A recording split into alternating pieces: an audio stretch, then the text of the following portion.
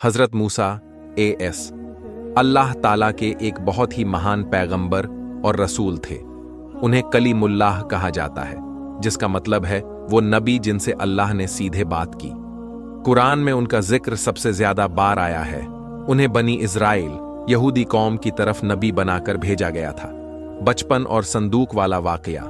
उस दौर में मिस्र का बादशाह फिरौन बहुत जालिम था। उसने हुक्म दिया था कि बनी इज़राइल के हर नवजात लड़के को मार दिया जाए। हज़रत मूसा AS की वालिदा ने अल्लाह के हुक्म से उन्हें एक संदूक टोकरी में रखकर नदी में बहा दिया।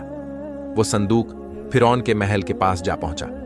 फिरौन की बीवी हज़रत आसिया ने उन्हें अपनाया और अपनी औलाद की तरह पाला। कोहे तूर पर नबूवत मिलना। जब हज़रत मूसा AS जवान हो गए तो अल्लाह ने उन्हें नबूवत पैगंबरी दी। वो कोहे तूर माउंट सिनाई गए, जहां अल्लाह ने उनसे सीधी बात की। वहीं पर उन्हें 2 मोजिजे चमत्कार मिले। एक लकड़ी की लाठी असा, जो जरूरत पड़ने पर सांप बन जाती थी, और दूसरा उनका हाथ जो चमकने लगता था।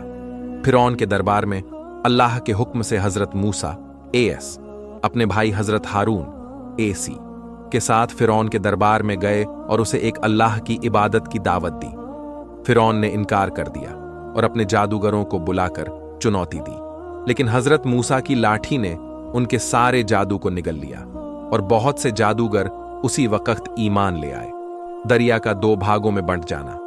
जब फिरौन ने मूसा और उनके कौम का पीछा किया तो अल्लाह ने हज़रत मूसा को हुक्म दिया कि वो अपनी लाठी से दरिया पर मारें।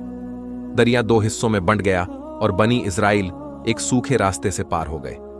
जैसे ही फिरौन और उसकी फौज पीछे पहुंची, दरिया वापस जुड़ गया और सब डूब गए।